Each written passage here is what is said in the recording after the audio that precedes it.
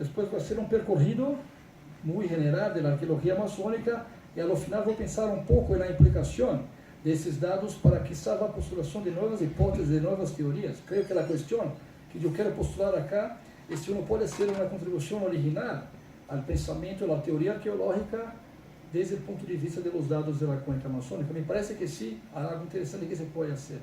E este caminho é um caminho que eu busco percorrer muito em parceria com os colegas antropólogos, a Antropologia Social do Brasil, que de hecho nos últimos anos han proposto coisas muito interessantes, teoricamente me parecem muito inovativas. Incluso o título dessa charla é uma sugerência que me hizo um colega que é antropólogo.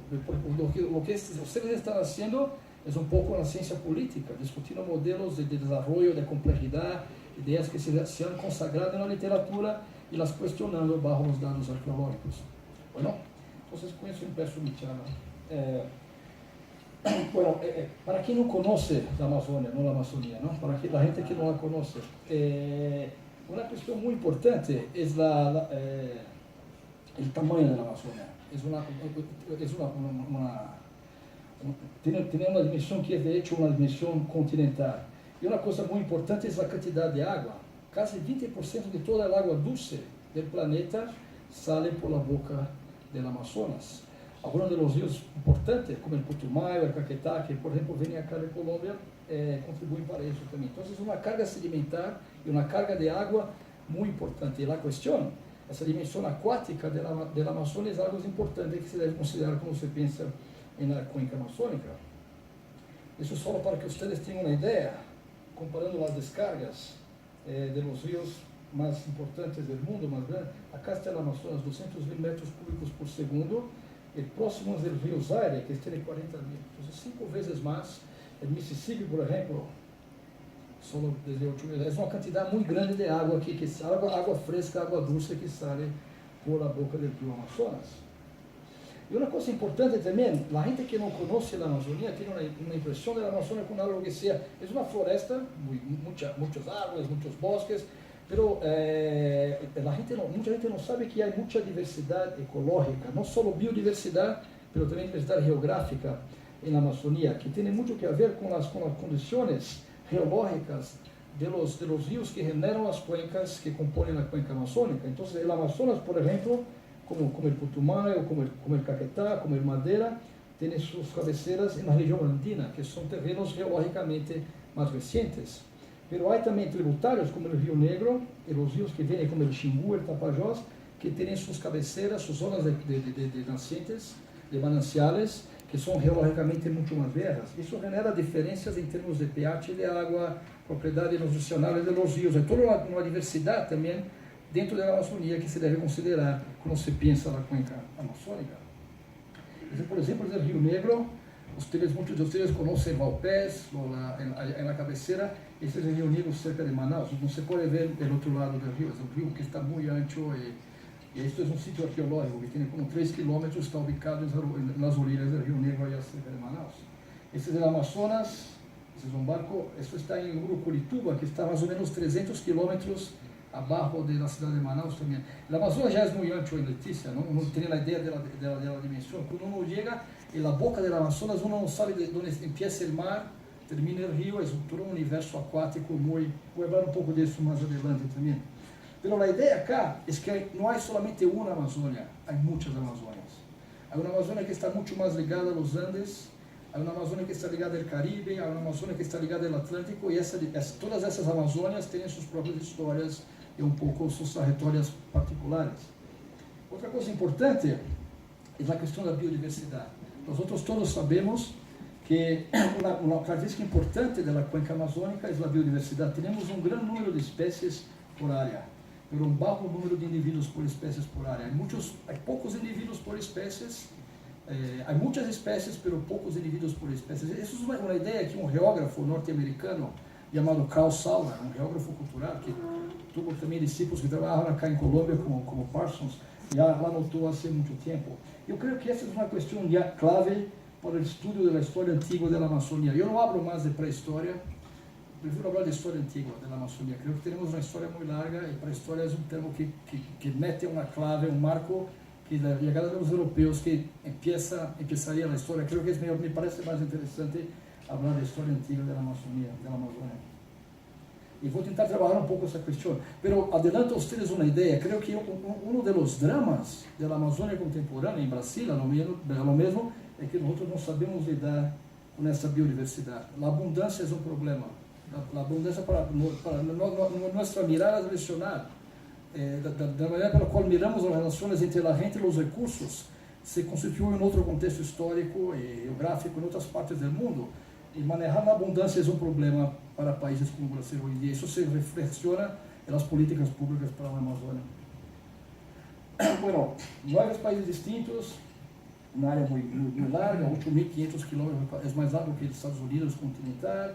Muita biodiversidade, mas também muita diversidade cultural, que é algo muito importante que se deve postular e considerar quando pensamos na Amazônia.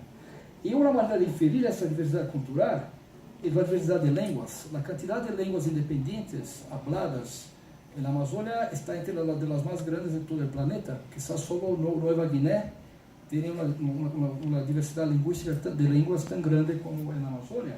E o que é interessante, no caso, por pensando arqueologicamente, e que essa diversidade emergiu no Holoceno, nos últimos 10 mil anos, que não é tanto se uno pensa em termos da história de nossa espécie, e sem barreiras geográficas mais grandes.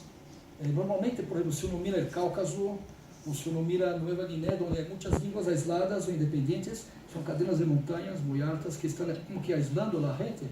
Mas na Amazônia isso não se passa, não há grandes barreiras geográficas que poderiam haver generado esse processo de diversificação linguística, o que me leva a sugerir que quizás estamos falando de processos sociais ou culturais em um contexto de grande biodiversidade. Vou tentar exportar um pouco essa ideia mais adelante nesta charla.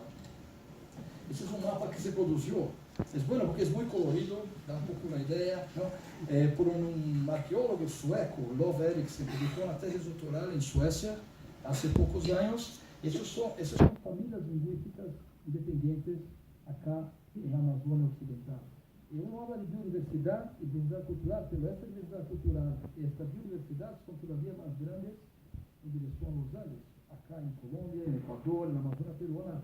Se uno compara esta diversidade cultural, a diversidade de línguas é muito mais grande que, por exemplo, na Amazônia Oriental.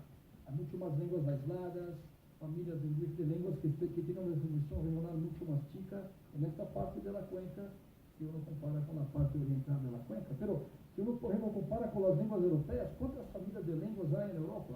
Basicamente, a família indo-europeia, as línguas fino-húngridas, e temos o basco, que é uma língua aislada, são 2 famílias de uma língua aislada. Acá temos dezenas de famílias de línguas aisladas. Isso é uma questão interessante porque são processos históricos e nos toca, é muito complicado hacerlo metodologicamente, mas é uma questão que a arqueologia pode ser uma contribuição para compreender-se. Isso me parece um fenômeno que tem que ver com a questão da biodiversidade, da qual falei um pouco mais, antes de vou retornar a esse ponto mais tarde. Acá se compara, por exemplo, a Amazônia Sul-Ocidental, há comparativamente menos diversidade de línguas que na Amazônia Ocidental, Sul-Oriental com Ocidental. Eu creio que também, quizás não é uma boa metáfora, mas como um arqueólogo, podemos pensar Sudamérica como se fosse uma espécie de laboratório. Laboratório por quê? Porque, excepto Polinésia, Sudamérica ha sido o último continente ocupado por Homo sapiens, nossa espécie. E a ocupação inicial há uma peleia muito grande. Há arqueólogos que postulam fechas mais tempranas, há toda uma discussão. Mas creio que é seguro dizer que a ocupação inicial de Sudamérica se passou no Pleistoceno final por grupos pequenos e biologicamente relacionados. Os dados genéticos parecem apoiar a ideia que as populações ameríndias, todas da de Sudamérica, descendem de uma população ou pequenas populações colonizadoras iniciais.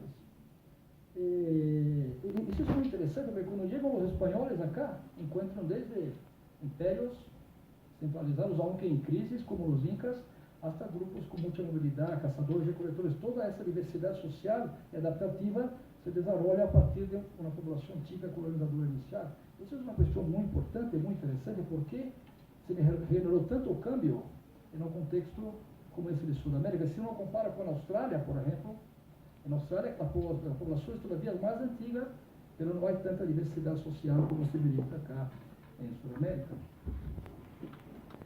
Y como tradicionalmente se ha mirado un poco esta cuestión de la diversificación cultural y social acá en Sudamérica, si uno mira la historia de las ideas de la ciencia, hay una división muy clara que se estabelece entre las tierras altas y las tierras bajas, que ustedes conocen muy bien acá en Colombia. Este modelo que llamamos de modelo padrón, de modo, la cuna de la civilización estaría en las tierras altas, los desarrollos culturales empezarían en las tierras altas y las tierras bajas tropicales serían como que áreas marginales, recipientes de estos desarrollos que se habrían originado en las zonas más altas y más frías del continente. Esa perspectiva, por lo menos en la Amazonia, ela es visible ya en los comienzos del siglo XIX por la influencia de Humboldt. Humboldt nunca estuvo en lo que es hoy Brasil por la cuestión de las guerras napoleónicas, pero su pensamiento ha sido muy influente para una generación de científicos alemanes que después ya en el siglo XIX estuvo en la Amazonia, como Spitzenmarschus, por ejemplo, y otros científicos alemanes de su tiempo. Y una cosa que llamó mucho la atención de gente como Humboldt, Spitzenmarschus y otros, era el contraste entre la gran diversidad de lenguas y estilos de vida considerados bárbaros por esos grupos indígenas. Esos tipos no sabían explicar. Una manera que surgió de proponer esa explicación eran teorías degeneracionistas. La idea que esos indígenas bárbaros de la Amazonía descendían de grupos más sofisticados, de zonas más frías, de Mesoamérica quizás también, y que llegaron a la Amazonía y las condiciones ecológicas tropicales los forzaron a adquirir modos de vida más sencillos, más bárbaros, más primitivos. Y hay uno de los primeros historiadores brasileños, que es un alemán brasileño llamado Van Hagen, que escribió una historia general de Brasil. Está errado acá, me disculpo, pero él tiene una frase clásica, Van Hagen, cuando habla de los indígenas, dice: para esos pueblos no hay historia, pero solo etnografía. Y eso se ve esa división. A los etnógrafos, los antropólogos, los cabe estudiar esses modos de vida primitivos e não há investigação histórica ou arqueológica que se pode fazer, porque são grupos que não têm história, estão condenados a viver bajo a opressão das condições tropicais. E há um escritor muito importante em Brasil, que seria como, creio que o equivalente em Brasil de José Eustáquio Rivera, acá em Colômbia, Euclides da Cunha, que viajou por la Amazônia em começos do século XX. Estava trabalhando, era um engenheiro militar, trabalhando nas comissões de limite entre Brasil, Bolívia e Peru. Ele subiu o rio Purus, que é um tributário do Amazonas que vem do sul, vem de Peru e Bolívia, e faz uma descrição que é muito interessante, porque ele disse, está descrevendo o paisagem amazônico, ele disse: a natureza é magnífica, pero incompleta. É uma construção estupenda, a la qual hace falta a decoração interior.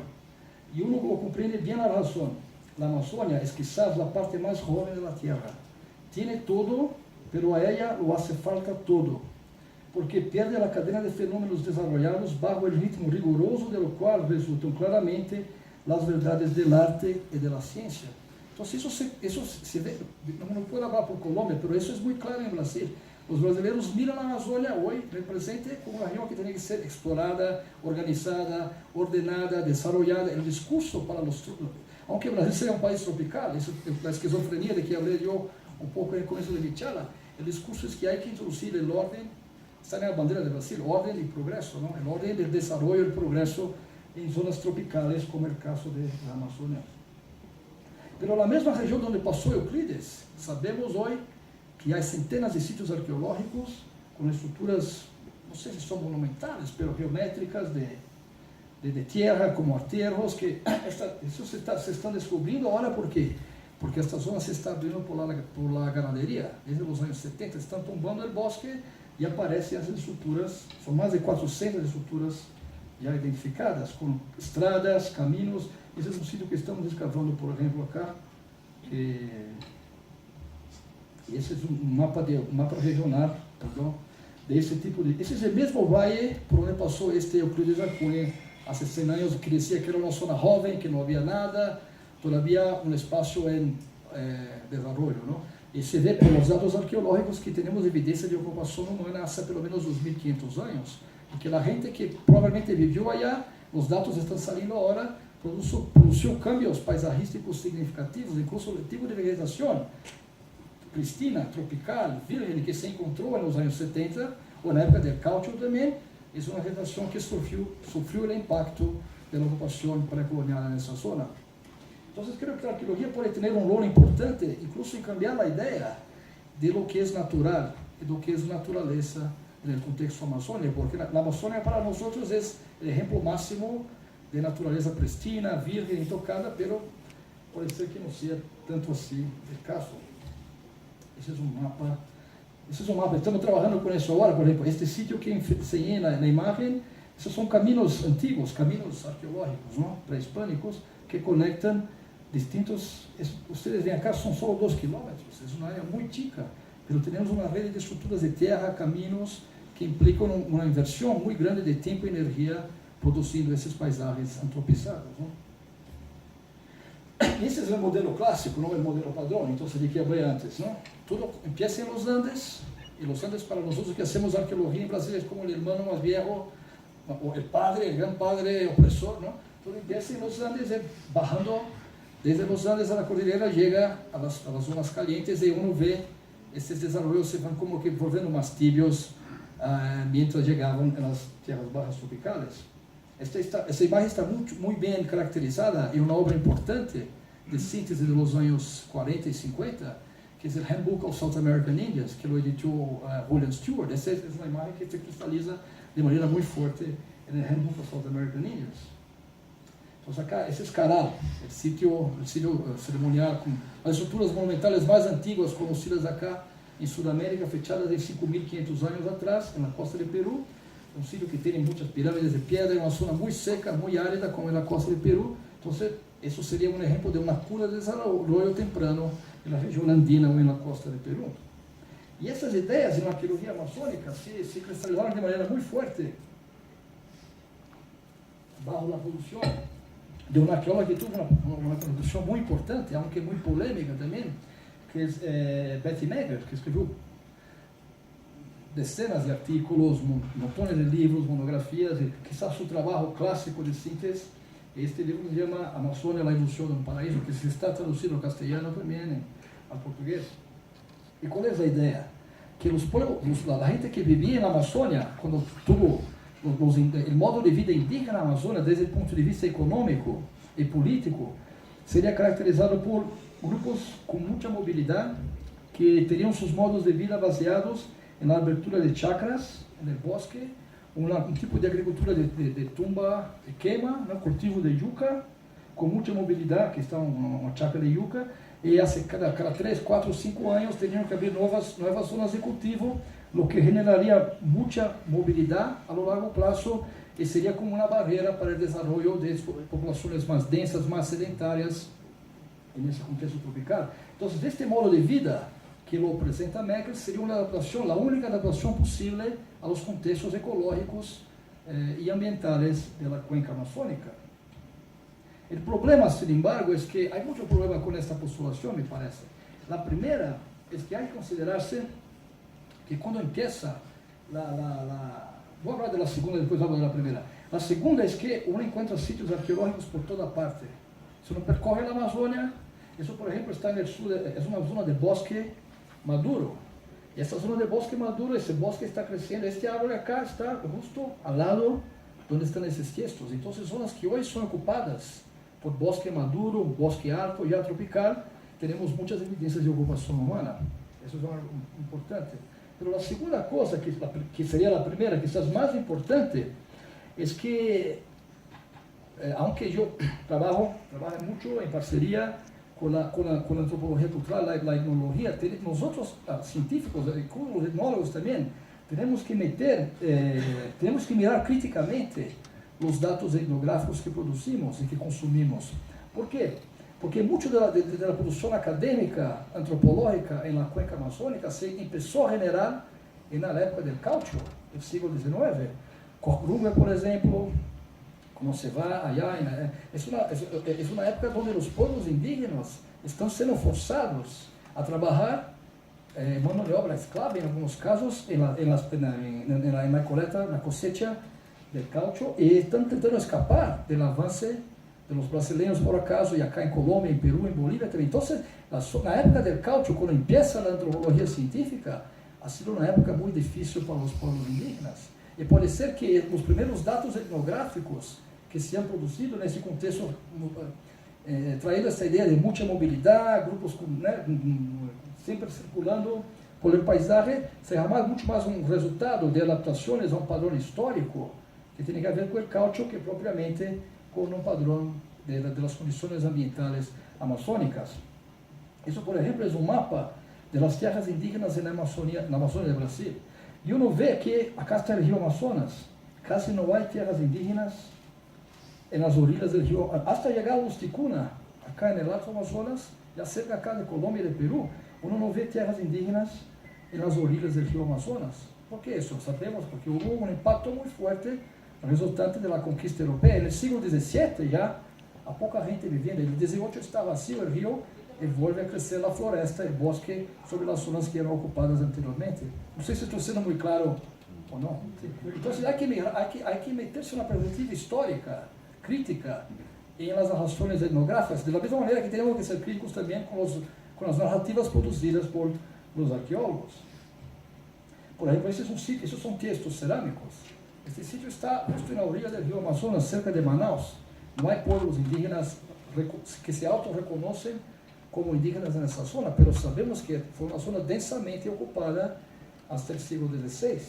Y si uno lee los relatos de los cronistas, los pocos cronistas que bajaron el río Amazonas, como Carvajal, por ejemplo, los cronistas de la expedición de Lope de Aguirre y Pedro de Ursúa, sabemos que describen que había un montón de gente viviendo en esas zonas. Entonces hubo un cambio, hay una zona negra, una zona gris, que va desde el siglo XVI, XVII, hasta fines del XVIII, cuando empieza la ciencia en la Amazonía, que es una zona donde hubo un decréscimo demográfico muy grande, y tenemos que tomar esto en cuenta cuando proponemos narrativas sobre formas de adaptación típicas de la cuenca amazónica. Y lo digo, ese tipo de cerámica se encuentra acá en el Japurá, en el Caquetá, ¿no? En Araraquara, la cerámica se llama de Nofurei, tiene semelhante con esta, y allá también en el río Napo, en el río Amazonas, allá cerca de Leticia, en el Putumayo también. Eso es, yo digo un poco como broma, ¿no? Para mis colegas, es difícil en Amazonas, no es encontrar un sitio arqueológico, pero saber lo que hacer con él, porque la gente vive en las comunidades ribereñas, indígenas, es muy común que vivan sobre sitios arqueológicos, e encuentran eso, piensan que tienen oro, rompen los vasos, entonces pintan distintivos de equipo de fútbol, los resignifican, digamos así, ¿no? Pero hay, mira, se encuentran artefactos, eso se está perdiendo, ¿no? Porque, por ejemplo, esta pieza, no sé dónde está, una pieza que se encontró en una parte acá de la Amazonía Central. Bueno, entonces, creo que tenemos condiciones de hacer una evaluación crítica de esas ideas que se plasmaron en el Handbook of South American Indians. Y creo que la gran munición teórica que tenemos nosotros en la arqueología amazónica es la ecología histórica, que es la idea de que tiene algunos puntos clave. La primera es la reevaluación de los datos de los primeros cronistas, de la cual ya hablé un poco acá, la presencia de sitios arqueológicos en áreas actualmente cubiertas por bosques vírgenes. Y la gran disputa que hay, el gran debate que tenemos nosotros ahora es con los ecólogos. Cuando postulamos que había mucha gente en la Amazonia, nuestros colegas ecólogos, algunos se enojan mucho, porque dicen, mira, lo que ustedes están diciendo es como un permiso para que la gente siga ocupando la Amazonia de cualquier manera. Hay toda una discusión interesante, pero que tiene una dimensión política también que se pasa ahora en la Amazonia de Brasil. Y creo que es importante también que se considere que el bosque amazónico tiene una historia cultural, tanto como una historia natural. Y eso es algo que me parece interesante. No es solo naturaleza, pero hay cultura también en las conformaciones contemporáneas de la Amazonia, ¿no? Y voy a dar algunos ejemplos para ustedes para tentar como que embasar esas postulaciones. Lo primero viene de datos de ocupaciones tempranas, después voy a hablar un poco de producciones cerámicas tempranas, incluso voy a hacer un pequeño viaje acá a Colombia, hacia San Jacinto, y voy a enseñar dos imágenes de San Jacinto, porque creo que San Jacinto es un sitio muy interesante. Los fechados son interesantes, pero el contexto de manejo de plantas me parece interesante también, acá en Colombia. Vou falar de solos antrópicos, terras negras, e vou falar de alguns exemplos regionais por la cuenca amazônica. Espero que não seja muita coisa. ¿No? Bueno, primeiro... Mueve un poquito el micrófono hacia acá. Bueno. Para que no haya ruidos. Sí, perdón. No, y hablas con el micrófono de medio lado. É um pouco difícil hacerlo, pero voy a tentar. ¿Así? ¿Por acá? No. No hables de frente. ¿Así? No, va para el otro lado. Que tengo que mirar la imagen. Por eso, no. Empuja hacia acá el micrófono y hablas con el micrófono así. ¿De esta manera? No. Eso. ¿Está mejor? Sí, mejor. Gracias, perdón. Sí. Perdón. Entonces, la primera cosa... No. ¿Cambió? No. Difícil controlarme, domesticarme. La primera cosa son los datos de fechados sobre la ocupación más temprana del continente. No, funciona. ¿No? Estabas antes. ¿Mejor así? Mejor. Ah, bueno. Bueno, gracias. Entonces, los primeros datos vienen de esto. En este mapa, que lo publicó Dillahey en 2008, que es un arqueólogo muy importante que trabaja con ese tema, tenemos algunos de los sitios con fechas tempranas de fines del Pleistoceno y comienzos del Holoceno. Y hay un punto acá en el Bajo Amazonas también, que es la caverna de la Cueva de la Pedra Pintada, que lo excavó Roosevelt en los años 90. Hay todo un debate de autores como Bailey y Headland que propusieron que sería imposible vivir en el bosque tropical sin la agricultura. Incluso emplearon datos de los NUCA, que es una discusión de la cual no voy a hablar acá, pero creo que esos datos muestran que hay otros sitios también que no están presentes acá, pero que había gente viviendo en la Amazonía sin agricultura desde el comienzo del Holoceno. Este es un ejemplo del arte rupestre que se ve en esta zona, que está en el Bajo Amazonas. Es una zona muy interesante porque es una zona de sabanas y de sierras que están justo allá cerca de las orillas del río Amazonas. Y acá se ve la cueva, no se puede ver muy bien acá, pero hay arte rupestre también. Y este arte rupestre parece que está fechado en 11.000 años, algunos bloques de piedra con el pigmento que se cayeron en pisos fechados, más o menos con 11.000 años. Perdón, me perdí acá. Hay sitios con fechas un poco más tempranas, ese es en la Amazonas Central, se llama Dona Estela. Tenemos evidencias de ocupaciones de 8.500 años atrás. Si uno compara, por ejemplo, con sitios como Peñarroja, San Isidro acá en la Amazonia colombiana, 9.000 años. Hay muchos sitios por toda la parte de la Amazonia mostrando que había gente viviendo en la Amazonia ya en comienzos del Holoceno. Lo que es interesante, me parece, es que no hay una única tradición. Eso es algo muy amazónico, es indisciplinable, incluso en el pasado. No hay una única tradición cultural que se reconoce en las industrias líticas. Si uno compara los líticos de acá de Peñarroja, de la región del Araraquara, con eso que tienen casi la misma edad, son tradiciones líticas totalmente distintas. En la cuenca del Alto Madera, industrias de lascas, hachas lascadas. Entonces hay muchas tradiciones culturales líticas ya desde los comienzos de la ocupación humana de la Amazonia. Estoy preocupado con esto. ¿Me escuchan bien ahora? No. Sí. Bueno. Por ejemplo, estamos trabajando ahora en esta región, en el río Guaporé, en el río Madera, cerca de Bolivia, porque allá en esta zona tenemos secuencias que atraviesan casi todo el océano.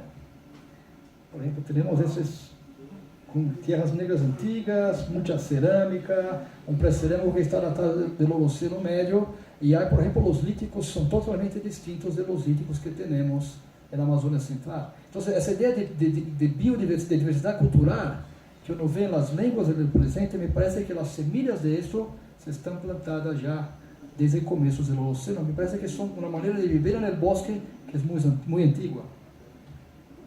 Eso, por ejemplo, es un conchal que estamos excavando también en esta zona de la frontera con Bolivia, en la estación seca, en la estación de lluvias, en una zona de ciénagas muy inundadas.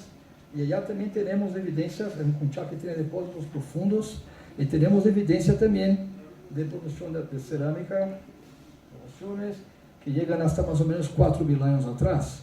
Quizás tenemos cosas todavía más viejas que estamos estudiando ahora, pero lo que es interesante es que nosotros sabemos hoy que las cerámicas más antiguas de Sudamérica no están en los Andes, no están en las zonas altas, están en las tierras bajas tropicales, están acá en San Jacinto, en el norte de Colombia, están en Valdivia, en la costa en la península de Santa Elena, en Ecuador, están en Taperinha, que es un conchal, en Bajo Amazonas, con 7.000 años.